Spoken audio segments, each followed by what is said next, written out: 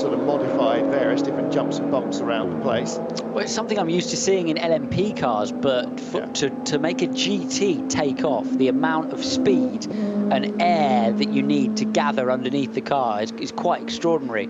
It really did surprise me. But the quicker you go, some of the milder bumps actually start to become like a humpback bridge, don't they? And so, you know, you are forcing more energy through the suspension. The more downforce you got, the more suspension has to compress and then extend at a quicker rate to try and keep the wheels in touch with the ground. Absolutely, and a wide wheelbase on that Nissan. Less downforce in a GT3 car, working in the other direction, of course, especially from the front end because no front wings. And so all of that came together and generated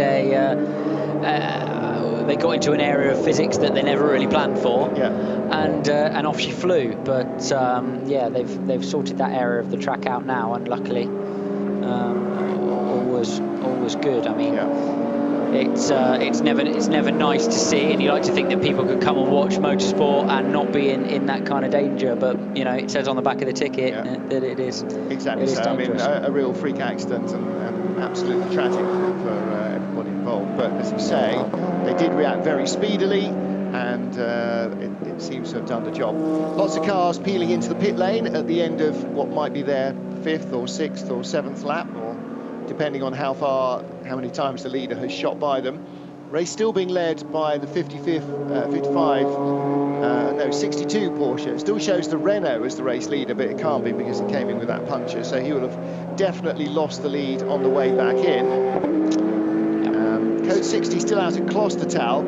That was the incident with these two Caymans that rattled across the barriers, rattled across the leader's bows into the barriers, and may well be, as Time Certain Clock points out, that could well be that they've still got a Code 60 there for barrier repairs, because you tend to get on with that sort of stuff all the way through the race.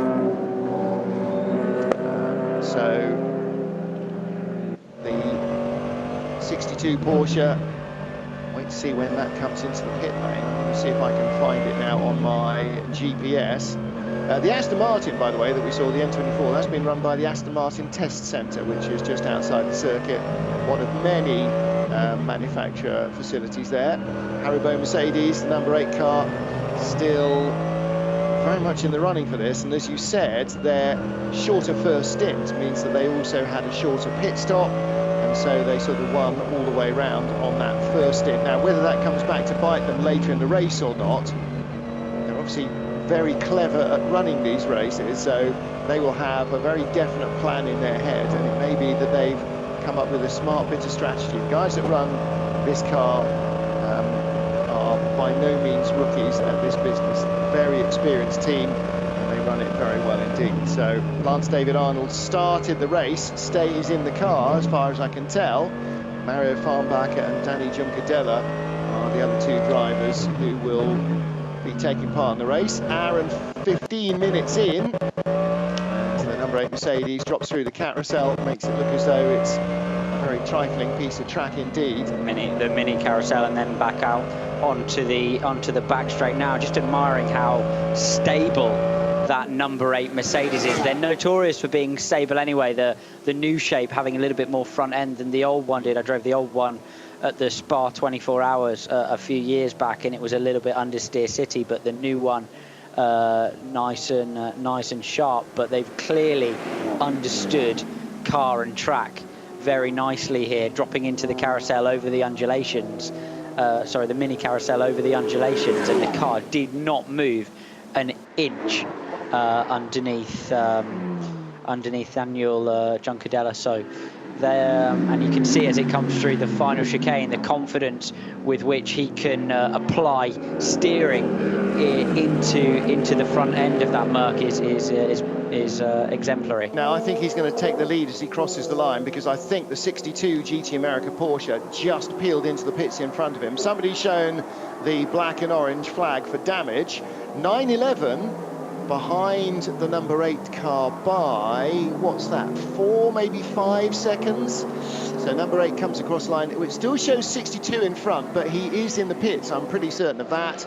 And gap between second and third, I actually had it out to 7 seconds across the line, number 8 to number 911. Having said all of that about the balance of the number 8. The 911 has reeled him in, hasn't it? Since pit exit from the shorter pit stop from the number 8 car. Yeah. The 911 has pulled him back to a reasonable margin, whether that's traffic management or sheer pace.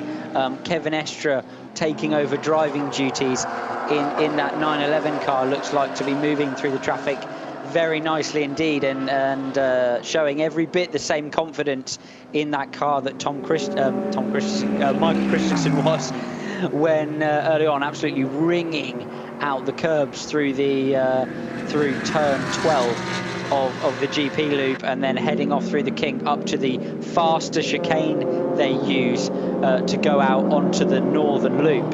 And so we've got a battle of titans very much at the front of the field here between the number 8 Haribo Mercedes and the 911 Porsche, and it's very much not over yet.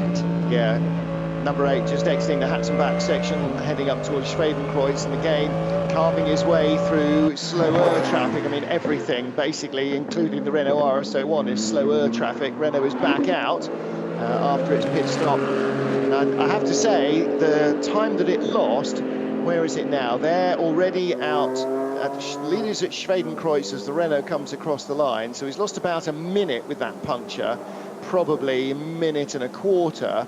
But nevertheless, that's not bad news. And actually behind the Renault still is the Nissan. So don't forget that the Nissan had just got by the Renault before the pit stop. So a longer stop for the Nissan. Not quite sure what was going on under the bonnet.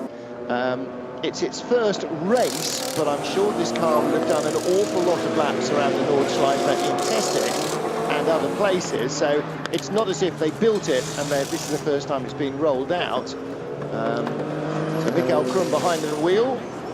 I do have to admit and agree with you that it does look from the outside perspective a whole lot like the old GTR GT3. Why I'm surprised about that, I don't know, because essentially it has to be road-based platform to generate a GT3 car, but you kind of expect to see a little bit of development from an aesthetic point of view. But no doubt there have been changes underneath to make it into a more efficient race car, or why would they bother doing it? But it's like 911s, isn't it? You tell me the difference between any 911 of the last decade just by looking at it go by, and you have to be a proper analyst. I think the designer died, didn't he, in the mid-90s? The designer died. Oh, yes, so whoops, sorry. Yeah. I mean, even the current GTE car with the mid-engine looks like the previous car. I mean, a little sharper and a few more dive planes and so on, but you do have to be a bit of an anorak to be able to tell the difference. So luckily we are.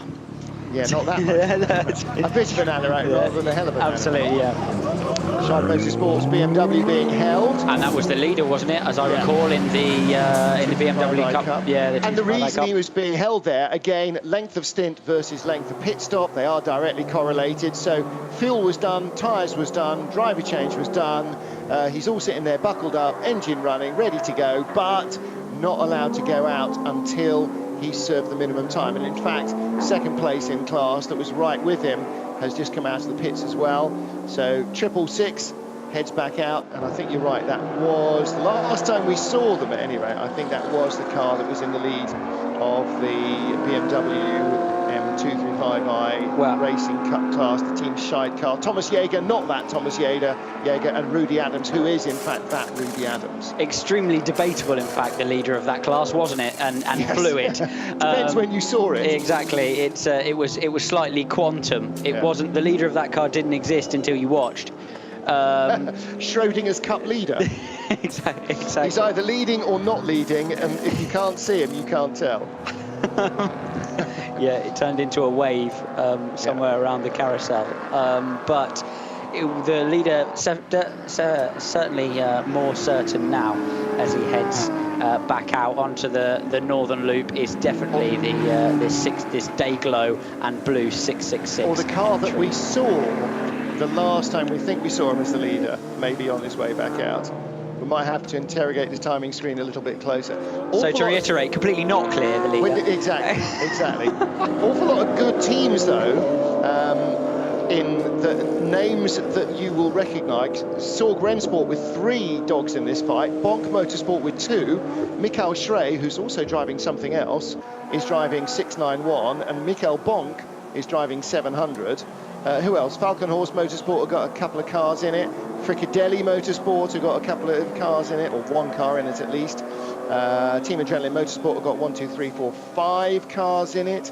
Honut Motorsport 666 Team Scheid, that's Scheid, S-C-H-E-I-D, D being pronounced as a T in German. That wasn't any way a reflection of their abilities, that's just the way it's said. So there's an awful lot of good, you know, the likes of Falcon Horse and Frickadelli. These are guys that run SP9 and SPX cars at the front of the field, and they're also running in 235i Cup because it's very well supported and very competitive. And if you want an edge, like in any other racing category, you take your car and your budget and you go to a really good team and say, hey, can you do this for me? And they go, yeah, all right then. Shout out to the number 62 911 GT America car leading the race now for a good couple of laps actually, and keeping very good pace despite its lower class categorisation than the cars that pursue it. It will be into the box for fuel very shortly, I'd imagine. I think he's already stopped at the end of the last lap before the Mercedes came across the line. So we will shuffle back through. Yeah. That said... But it takes our timing scream an entire lap to reshuffle the leader. Yeah, fastest lap kind of 15 seconds behind, which sounds like a lot, but over kind of 8 minutes is reasonably impressive considering the competition. And yeah, we'll shuffle back into its spot in the mid-pack, but leading that SP7 class by some margin from the 77 GT3 Cup 911 with Menzel at the wheel. Yes, Christian Menzel, former Super Cup driver, another young, he was once a young star for Porsche, and now combines being a GT racer with being a TV commentator for Eurosport in Germany. Who on earth would bother with that? Racing driver who has a bit of time on his hands, who isn't otherwise occupied in the VLN or the ELMS this weekend, or the Michelin GT3 car. There's an awful lot of sports car racing. And you made me feel so good. I know, it's good to have you, thank God. So we're also watching 600 come out of pits. That's the Kramer Porsche. Pretty sure that wasn't Wolfgang Kaufmann's helmet at the wheel, so I'm fairly certain that he started that car probably. So that is still very much in contention, not just for the lead of H4, but also for a top 6 finish, which is quite remarkable for basically a racing version of a road car, which has been created from another road car to replicate a 1980s race car, if you're following me. Google Kramer K3 and then modern Kramer K3, and that's pretty much what it looks like. Opel Calibra comes towards us. That was the car that was in the pits earlier on with, that's one of 2 Calibras actually, because that's not the one that was in the pits with damage. And the Manta, I think, is still circulating happily. KTM Crossbow, Stuk entry, Cup X entry, currently running just outside the top 10. Crikey. Which is an impressive effort. If for those of you who are interested, KTM Crossbow with a slightly augmented appearance with due to the put a lid on it with basically, and lock them in and tell them to get on with it. And they're doing a fine job.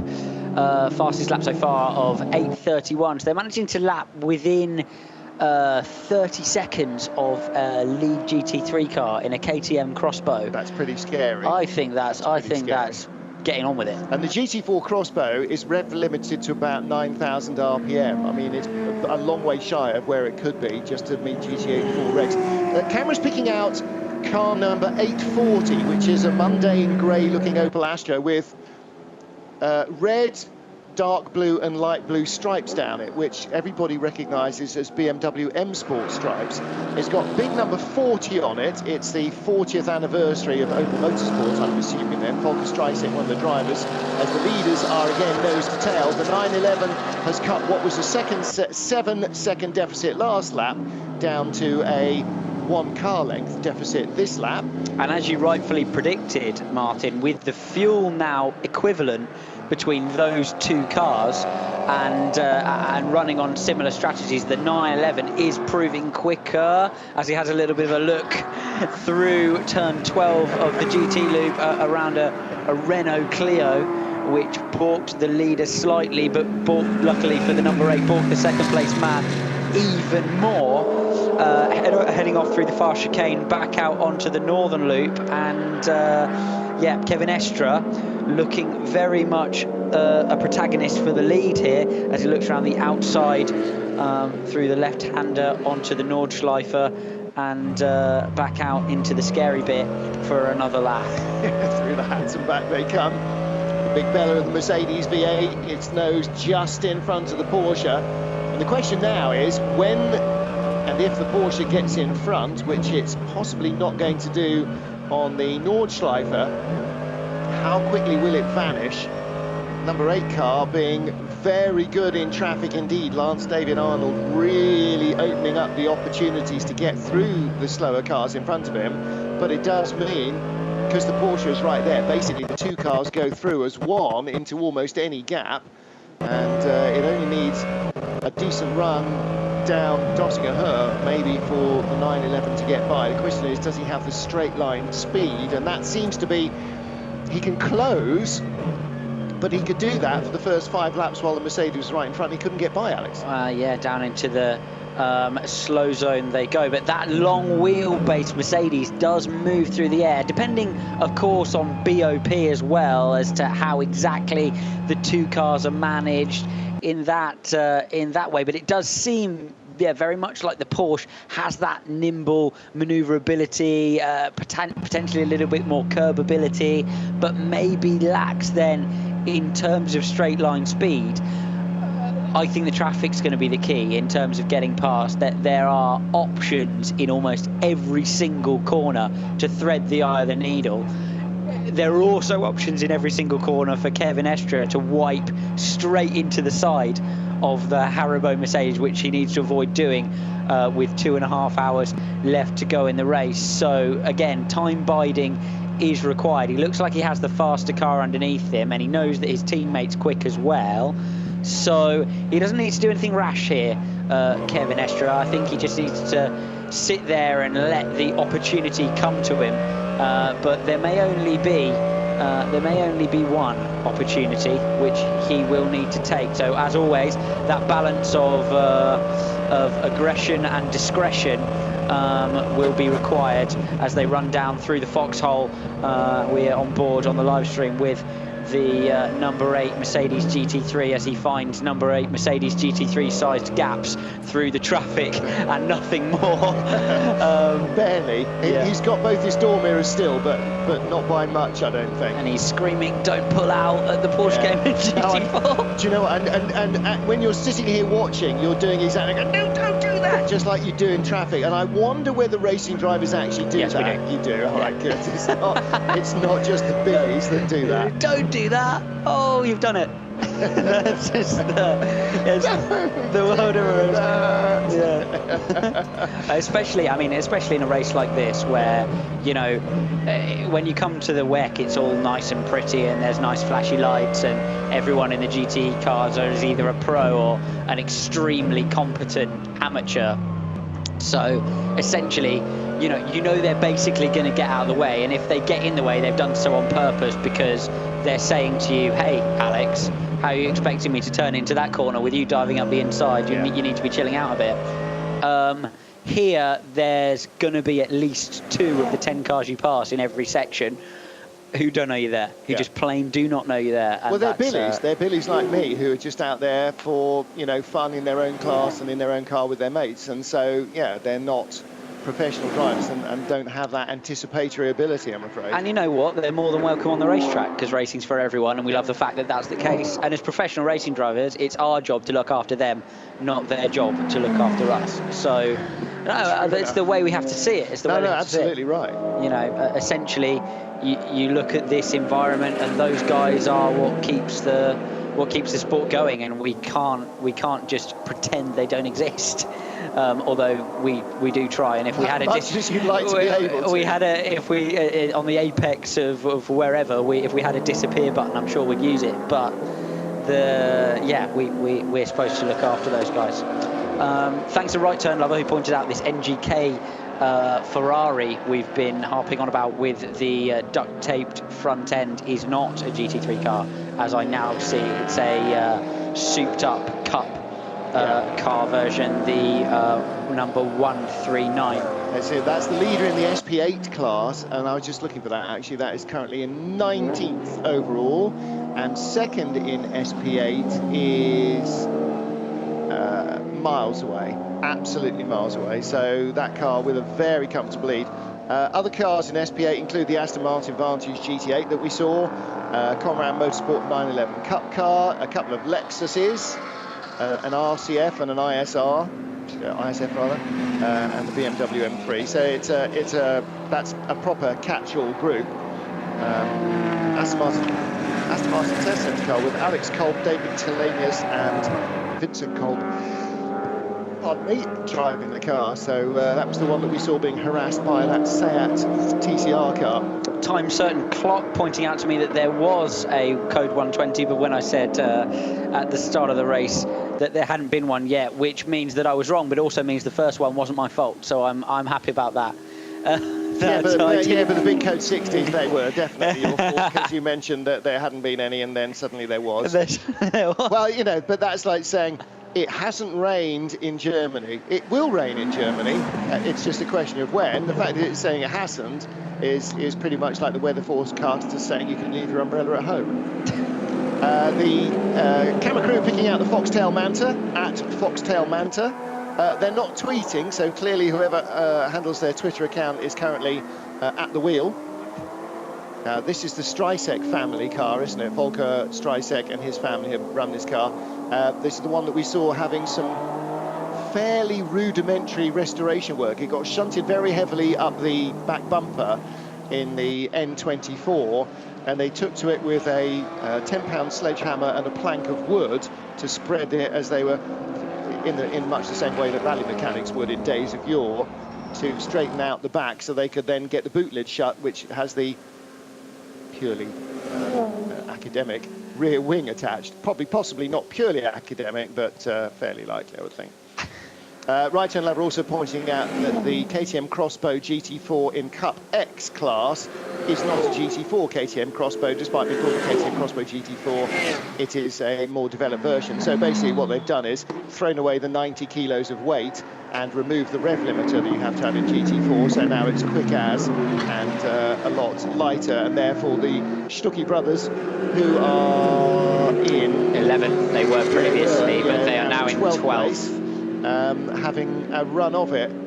Leaders across the line again for the 11th time, and the gap has yawned from 0.32 to 0.69 or something of a second. Veritable chasm. Yeah, 0.88. There you go. Oh, it's left him for dead.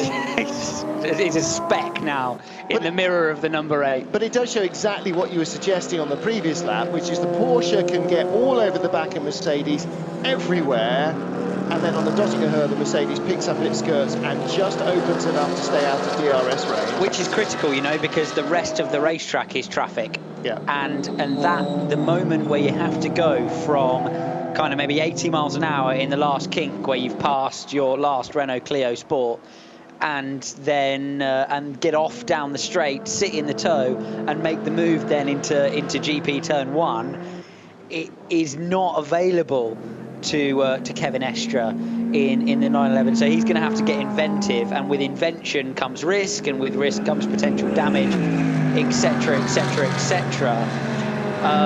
But there are options all the way around the track. It only takes one big balk, which is almost unavoidable in a race like this, to have that critical moment where the number 8 will have an undefendable scenario if he wants to stay in the race to the 911. That's looking very much like the lead now of the lead battle of the race, as the The 100 M6 GT3 of Di Martino has backed well off that lead battle, some minute behind now. In fact, I'm quite surprised that M6, because that M6 GT3 looked like it had reasonable pace at the start of the race, but I'm not sure if they lost something in the pit stop or had to queue for fuel or something similar to that, or just plain haven't been able to deliver the lap speed, because their peak pace at 8:01.7 is only 0.2 off the fastest lap of the race. So there has been some kind of event for that car at some point through the stops, etc. Well, now the other car that we need to trace, actually, and this is where we ask our Twitterati to help us, is the Schnitzer M6 that was in 4th place on the opening lap, which has vanished from the timing screens. So what on earth has happened with that? Because you may have lost the onboard audio from the 62 GT America Porsche. That car dropped from the lead back down to, where is it? 10th place. 11th, yeah, Christian Menzel driving it to Searle. So that's a long 4-hour workout, isn't it? If you think it's, yeah, it's not very warm out, but it's warm enough in the car. Nice 4-hour thrash around the Nordschleife. To be honest, it's more the concentration to hack through traffic for 4 hours on end. That must be very, very taxing. I mean, again, if a driver did 4 hours at Le Mans in a prototype or GT, you'd be commending him, I'm sure, over the Combox radio when he got out for his Ironman stint. Here, you pass, you know, 4 times the amount of cars, the lap's twice as long, and you can't remember any of it. And that must be a real workout for the mind as you come up to your 15th Volkswagen Jetta on lap 54. On the same lap. Yeah. It's funny that you say that, actually, because I do think that a lot about racing is that you guys can spend, and do spend, you know, all day, every day, basically gym bunnies, cycling a million squillion miles like some Tour de France rider, and just for light relief are occasionally allowed to drive a race car, at which stage it's less the body which you train all day, every day. It is the mental fatigue, isn't it? I mean, that's what really, really is crushing. For the gentleman drivers, the physical fatigue is an issue as well, but for them as well, it is that utter concentration, and adrenaline helps, but when you're out of the car and the race is over, adrenaline has got nothing, it can't help you anymore. You know, the mental fatigue is enormous. Well, I mean, if the England rugby team, for example, said, yeah, you know, we train kind of every 3rd Sunday of our year, and or we don't train at all, we only play. You'd laugh in their face, wouldn't you? But that's the scenario you're in motorsport, because of obviously the expense of running the cars and the expense of competition. I do concentration training, actually, away from the circuit, which is specific mental training just for that. And you're absolutely right, especially, oddly enough, especially in the races that are physical as well. That's how you explain spending 4 hours a day on the Xbox. That's it. Honestly, darling, it's concentration training. Look, I've got a note from my physio. Stress level 99%. Yeah. On the ometer. On the stressometer, which is Alex Brundle's girlfriend sponsored, as you, which you'll be able to see if you're lucky enough and astute enough to gather up the live feed on board with the Gigaspeed Porsche 911 GT3 Cup. Tim, Alex. Yeah, Alex Mies, Alexander Mies, Tim Sherbach, and Steve Yams. I was going to say, I'd be really surprised if the name of the current driver at the wheel was Steve Tim Alex. I assume that was the 3 first names of the various. Alex Mies, of course, come across before. The other 2 I have not. No. Is Alex Mies related to Christopher Mies? Tim's looking dim. No, don't know. That's out on Twitter. May well be.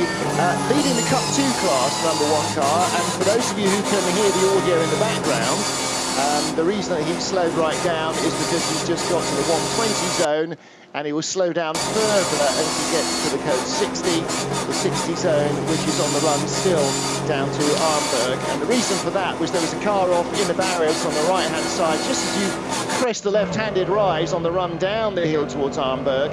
And the car gone off, hit the barriers, had been rescued by a flatbed when the leaders went by the last time round. It was on a truck disappearing. I sense there might be a bit of barrier repair due. The leader, the number 8 Haribo Mercedes, just went by the Foxtail Manta, which is still leading second in its particular class, but the Mercedes leads. Kevin Estre 0.8 of a second behind it. I'm looking in the mirror, and all I can see is grass and barriers, actually, so we got no indication from behind of where the Porsche is. It's not in the rear view mirror currently of the driver. No defensive lines being driven, but then again, no defensive lines really needed because there are no overtaking spots, but I'm sure we'll see where they are in relation to each other as they head off back down the Dottinger into the GP loop, but the gap's still an absolutely gigantic 0.8 of a second between them. Such a roller coaster, that last section, Wipperman through to Brunchen. But yeah, I don't think the gap's going to enlarge itself at any stage, is it? Well, especially through all of this Cup class traffic and really balked horribly. This is the moment when you really have to be heads up in your mirrors as the leader of the race, because it only takes the 911 just to slot it into a gap and completely pin you behind the traffic, which of course he'll be trying to do at absolutely every opportunity.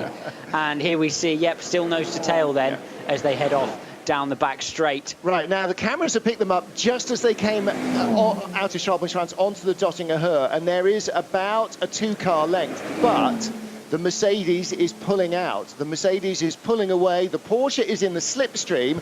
Even as the Mercedes is zigzagging through the slower cars, the Porsche is losing ground. It's lost another car length, maybe another 2-car lengths, and that means that it's not going to be able to make any inroads until they get into the braking area at the last couple of corners on the lap. So the one place where you're most likely to be able to pass is the one place he can't get an advantage over the Mercedes in a straight line. Great race between these two. Easy speed plays peak speed, I think is the story, isn't it?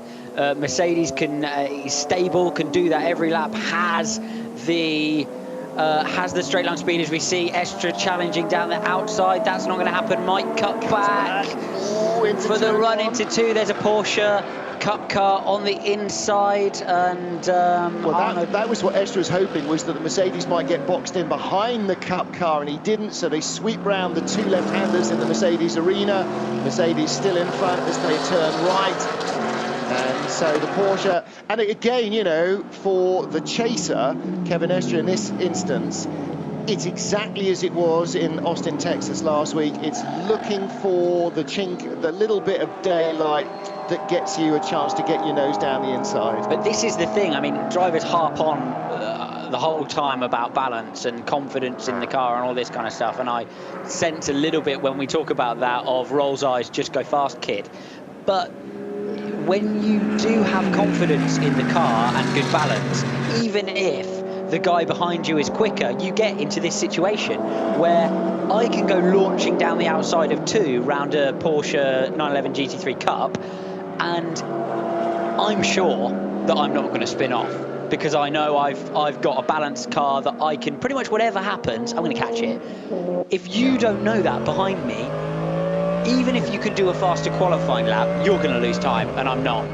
And you won't be able to catch me and pass me, because I'm confident in the car. I know I can go in deeper than you, down the inside, stomp on the brakes so I can defend. I know I can go round the outside of traffic, so pass me then if you can. And the thing now that's key for the leader is reading the traffic and not tripping himself up. And, you know, if he gets past, it'll be because he's made a mistake in traffic and given it away. The argument in the other direction, of course, is the peak pace is pressurising for the guy in the lead. So if you know, there's only so much you can soak up, especially with the traffic, the mess, the slow zones, the braking down to 60, 120, whatever, the avoidance of Toyota GT86s throughout. There's only so much the mind can soak up when you're trying to stay in the lead of a motor race, and which is why you don't see Estre firing it down the inside, because he knows at some point there will be the opportunity. And that may well come up in the next series of pit stops, because not every team is going to have the same time in the pits, not every team is going to have the same luck in the pits of not having some, you know, waif or stray using the fuel pump when they went to come in. They came in after 7 laps, plus 8 is 15. We're currently on lap 13, so it should be another couple of laps before the leaders come in. First and second, number 8 Mercedes, number 911 Porsche. Third is 100, which is, remind me who that is. The BMW M6 yes. GT3 Di Martino. So it is, yeah, that's the grey and yellow one, isn't it? Correct. Fourth place is the number 44 Mercedes.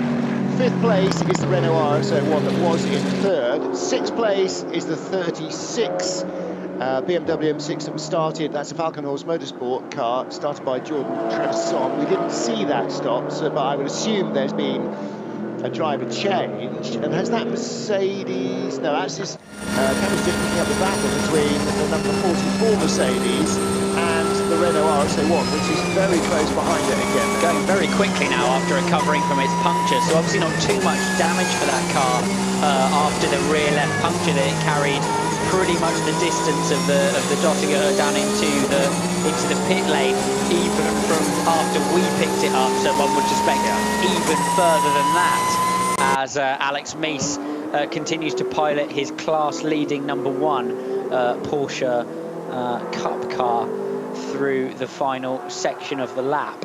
I thought I saw just a very brief flash on the Jordan Trevisan Michael Valkenhorst car that it said pit out, but it may not have done. However, that car in 6th, ahead of Tom Coronel and now Michael Krum in the Nissan GTR, that's in 7th place. In 8th place is the number 20 BMW M6, that's the one started by Claudia Hürtgen. In 9th place, car number 4, and that is the Falcon Tyres Porsche, now driven, I think, did Roman Dumas stay in? I don't think we saw that pit stop. Roman Dumas and Martin Ragginger, and in 10th place Christian Menzel, who's leading SP7 in the number 77 Porsche GT3 Cup car. Other class leaders are the Cup 2 class being led by the 117 Porsche 911. The H4 historic class being led now by 588 ahead of 600, so that's the 997 Cup ahead of the Kramer car. Other class leaders, Cup X being led by the Stux, who are down to 20th place in the KTM Crossbow. Presumably they've had their first pit stop. Another car going very slowly, another left front puncture. It's a Renault Clio, number 506, and the carcass, Alex, has come so far off, it now looks like it's got Juan Fandango wide wheels on. Yeah, and he's a long way out. That's Hans Essmann and Michael Bora's car, Renault Megane RS. Actually, he was just coming on to Dottinger Hurt, wasn't he? I think. Yeah, so that was just out of Schwalbenstrans. Haribo Mercedes team are ready again, so this will be the end of lap 13. 7 and 5 is 12, so this is an 8-lap stint. That is a fuel stint. Yeah, 8 and 5 is 13. Slightly longer stint than everybody else managed at the start of the race, but of course they had done the warm-up lap and associated stuff. So it's obviously close, isn't it, for 8 laps? It's not 8 and a bit, it's definitely 8. Well, a bit doesn't get you very much, does it, here? It gets you, 6 kilometres into a 25-kilometre lap. Absolutely, but by the fact that the warm-up lap and other messing about soaked up a lap of stint, it's only just past 8. So if you've got somebody who's a little bit fuel-heavy in the car, you're going to have to make a call at the line. Can I make another one? And that is an extremely big call. That's heading into Frank Wheeler territory, and you don't want to be going there. Not in the N24, not in Le Mans 24, and not even a 4-hour VLN race, because if you shoot by the pits by mistake or by your own misjudgment, then you're not coming back, because nobody's got a spare 25 kilometres worth of fuel in the car. Oh no, and that's the problem. So you're looking at a scenario where if you're kind of doing on course for 7.9 laps, it's 7. 7.95 is still 7. Exactly, 7.95 is still 2 kilometres from the pits. So you're there's absolutely no chance. So if you're only so that's a big deal, because that's an extra stop of a minute or so to fill up from your box fuel pump, which is race lost. So big deal on the fuel here. Interesting little shot there on board the Haribo Mercedes, just where the centre of the dash is, where you might otherwise have an air vent for your aircon. They've got a big bendy bit of plumbing tube with an air vent thing. Just saw the driver's hand come out and adjust it. So I don't think he was cutting off the airflow, but I can't imagine starting the race and being nearly 2 hours in without having the airflow full. So I don't know what was going on there. Maybe he was cutting off the airflow. A lot of trying to dry his eyes out. A lot of drivers who wear contacts or keep their visors open, get dry eyes. Or especially the other thing here is with all of the traffic out on track, the filtration systems are pretty good, but you get a lot of rubbish through the vent. So sometimes if you're just coming up to a little bit of traffic, you might close the air off for a minute, and then if you're going out into clear air, you'd open it back up to get as much air in the cockpit as possible. Following some stinky diesel class car that's throwing stinky diesel out. The race leader again, as we 2 hours and 5 minutes left, approach his next fuel stop, going once more by the TCR Audi RS3. And comes into the pits this time, yes he does. So it is an 8-lap stint for the Haribo Mercedes. Weaves around a much slower 235i in the way into the pits, and 911 follows him in. So 911 doing a 6-lap stint, because that stopped after lap 7. So they're already back timing like the Haribo Mercedes car is from the end of the race. Driver change again, and I'm thinking this is the third driver. I think this is Daniel Juncadella. So I would assume that Lance David Arnold handed over to Mario Farnbacher first time through. That's very interesting strategically, isn't it? Because we assumed that the number 8 had made the jump on the basis of an overfuel or an underfuel in comparison to the 911 Porsche. Excuse me. But they both stopped on the same lap. Now the Porsche didn't have to, it wasn't running out of fuel, but again they may be timing it from the end of the race. 2 hours and 4 minutes, and this is their second fuel stop, so they're going to need another 8-lapper and a 6-lapper at least, maybe a 7-lapper. So did Mercedes start thinking we're going to need 3 8-lap stints plus 5 laps? And that's what they've done, put the 5 laps in at the beginning, and then the Porsche 8 laps, but now they're putting their 5 laps in now, rather than at the end, because at the end they'll have had an 8-lap stint, and they can't short fuel, or they can short fuel, but they can't spend a shorter time in the pit lane. So, but within that, it would seem a no-brainer that within the last... it's after 19 laps have been completed, isn't it? In the last section of the race, that short pit stop should happen. Well, that'll be in the last third, because that's when you 13 in. But that's when you'd be able to take the benefit of underfueling the car. So why are they doing it now? Now they're doing half a tank of fuel in the Porsche, which stopped after 7 laps, and this is only 13, so that's 6 laps it's done. So it's only putting in 6 laps of fuel, but it has to stay stationary for 8 laps worth of pit stops. So they're giving away time. And the M6 number 100 is in from 3rd place, so top 3 in the pits. No, they don't have to stay stationary for 8 laps. This is a track position play, because his previous stint shorter. It's a 6-lap stint. So his previous So here's what they've played a clever game, and they've used the pace of that Porsche to their advantage. What they've done is caught the Mercedes number 8 over a 6-lap stint. They then get to do a shorter pit stop and leave the pits now, with the Mercedes still parked in the garage in the background. There you go. And take the lead of the race. So that is the undercut, and they've done it by running a shorter second stint rather than a shorter first stint. That is exactly what they've done. They're so much cleverer than us. It's depressing. That's the difference between the way a racing driver analyses things and the length of time it takes a pedestrian like me to get to the answer correctly. Paul Truswell would have been jumping up and down. Paul Truswell screaming at his radio. Or computer. The edge of his balloon or something. Anyway, yes.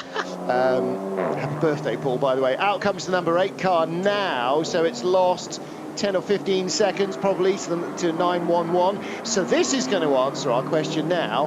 What can the 911 Porsche do when it's not constantly running up against the buffers of the number 8 Mercedes? We're going to find out, because he's gone out in front of the number 8 car. If the number 8 car can now run down 911, then the balance between the two is really very acute. But I sense that maybe it won't be able to, because its strength was holding off the 911, and it's given that away by having to do a longer stint and spend more time in the pit lane. That's very good strategy by the 911 team. Well, of course, the number 8 had their chance to do that and did it in the first stint, which is why they took the gap. But unfortunately, when they got back out on track, the pace of the car was not up to the task of keeping the gap back to the 911. They didn't get far enough away, did they? So the critical moment there was the moment where the 911 caught the 8 on track, which is why we weren't seeing the big Larry move, because the Kevin Estra behind the wheel of the 911 knew that he was essentially, although not leading the race in material terms, essentially leading the race as he sat on his back bumper. Effectively, the Mercedes in front of him had a 10-second penalty. Yeah. Or whatever it is. Yeah, so exactly right. And I'm sure the team would have been very careful to tell him before the race, this is what we're going to do, and if they do this, we're going to do that. Or they may well have told him during the stint, okay, you're going to come in now. Yeah, but I don't need to. Yeah, but you're going to, because that'll give us the lead. Nice battle shaping up between the RS01 Renault and the SPX Nissan GTR Nismo, the new GT3 car, over 5th and 6th. They're kind of about 20 seconds apart at the moment, but capable of lapping at a very, very similar pace. The SPX Nissan perhaps slightly faster over a lap distance. I would imagine we'll start to creep back towards the RS01, particularly through traffic, in terms of the straight line speed of the GT3 machinery playing the Renault RS01 Cup car.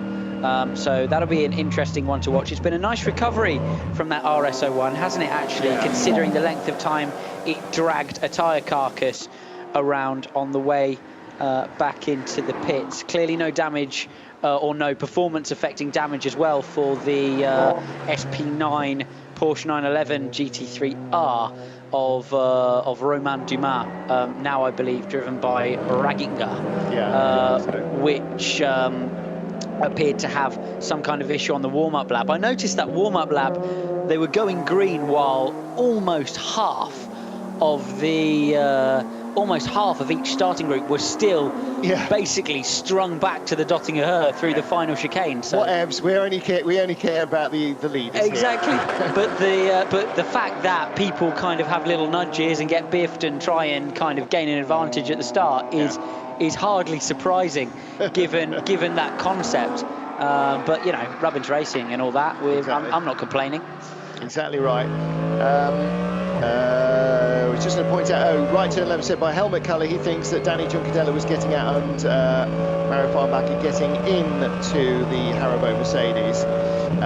Number 8 did pit after 5 laps and came in after an 8-lap stint. And Ian McCarthy says Alexander and Christopher Mies are indeed brothers. Excellent. So we know that now. I thought they were.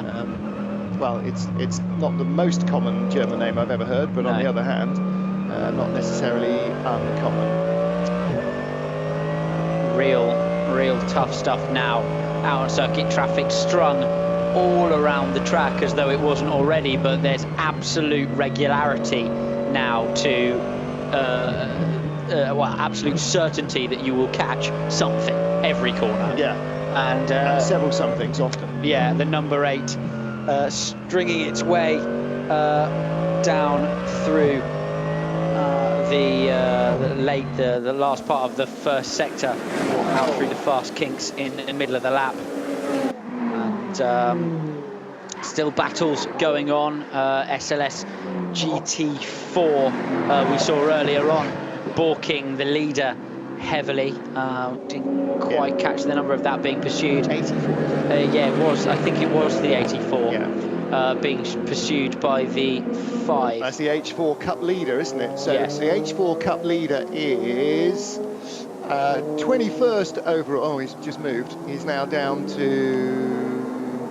No, he's moved up to 15th overall and... 588. Porsche pursuing him. Yeah, that he's the H4. No, he is the H4 leader, and 54 is a lap or 2 behind, I think. Okay. So I'll find him on my entry list somewhere or other. 588 makes his way through without incident down into turn 3. The 54 Mercedes AMG GT4, which is run by Team Uwe Altzen for Fabian Ambrecht, Mike Sturzburg and Thomas Jaeger. Another Thomas Jaeger, I don't know if it's another Thomas Jaeger or the same Thomas Jaeger, or whether it's that Thomas Jaeger or not. Depends which Thomas Jaeger we're talking about to start with. I know, too many Thomas Jaegers, too many John Smiths. What they need is some more definitive names, like an Onslow Cole or something where there aren't, you know, just dozens of them dotted around liberally. Ours is not the reason why, ours is just to talk about it. Ours is just to try and figure out which Thomas Jaeger is which. Yeah. So the battle in the H4 class, the older cars, I shy away from calling them historic, because if you look at them, they don't actually look like historic cars in any way, shape or form. The 997 is approaching a historic appeal for me. Is it? I don't know. Yeah, I think so. 996 is sort of verging towards classic territory, and wouldn't necessarily call it historic. A 911T or a 911 RSR, that would be more historic. Okay. I bow to your greater experience of the historic. Porsche 356 is barely historic, but in the context of up-to-date racing, yes, it's a couple of generations out of date, so very much in the VLN historic classes. And the Kramer K3 is a brand new car built on a 997 chassis, so that's not even remotely historic, it's just apes a historic car. Watching what would appear to be, is that an up or a polo? A Red Bull livery. That is that's a livery. It's polo. Dark blue polo. So I'm assuming we're looking here at class leaders. The 632. 32, all right. We'll figure out where he is. I mean, we need to analyse the timing screen significantly to find 632. However, I'll go down my list of everybody who is everything on the app.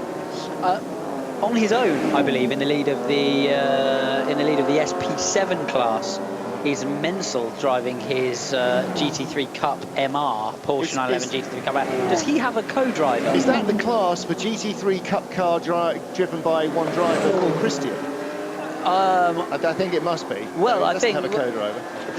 There are other cars in that class, so unless he's driving all of them. But the Porsche 911 GT America, which you'll recall briefly led earlier on in the race, is also in that class a little bit further down. It appears to be all Porsche GT3, various Porsche GT3 Cup machinery. Christian Menzel definitely driving on his own, as was Marcus Paltolo, who, by the way, made a pit stop after a couple of laps and is now down in 119th. The Volkswagen Polo we were looking at, car number 632, doesn't tell me what class it's in on the entry, but it is driven by Marco Ferrara on his own. On his own? So he's on his own in that class as well, or in that car as well.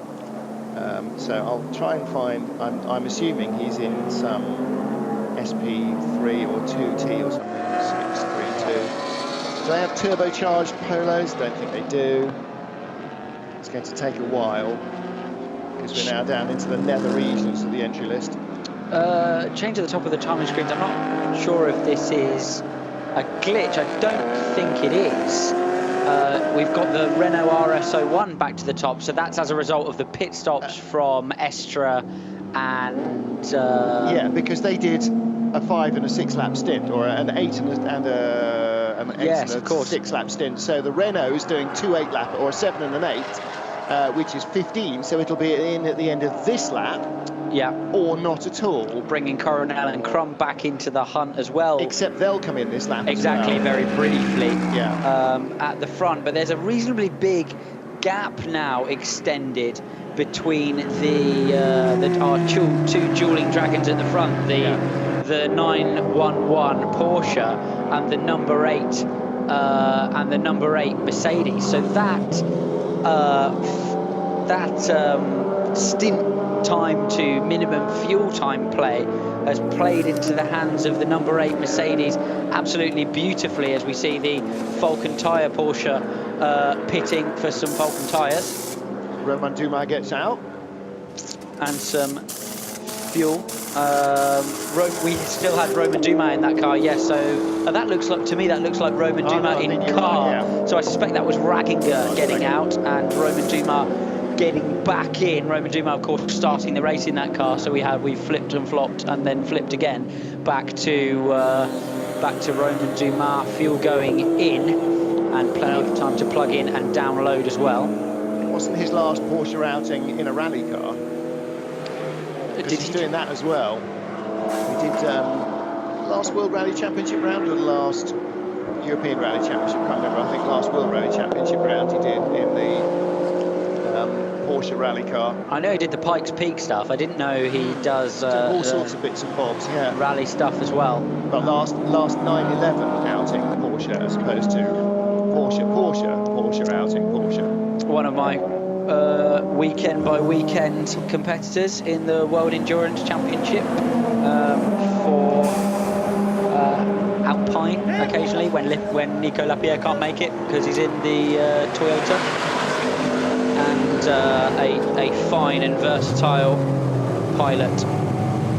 And the longer you go on doing this, and the more different things you drive, the finer and more versatile a driver you get. I mean, variety is the spice of life as a racing driver, isn't it? If you end up getting pigeonholed into one thing, it doesn't always help you learn quite as much as driving a wide variety of stuff.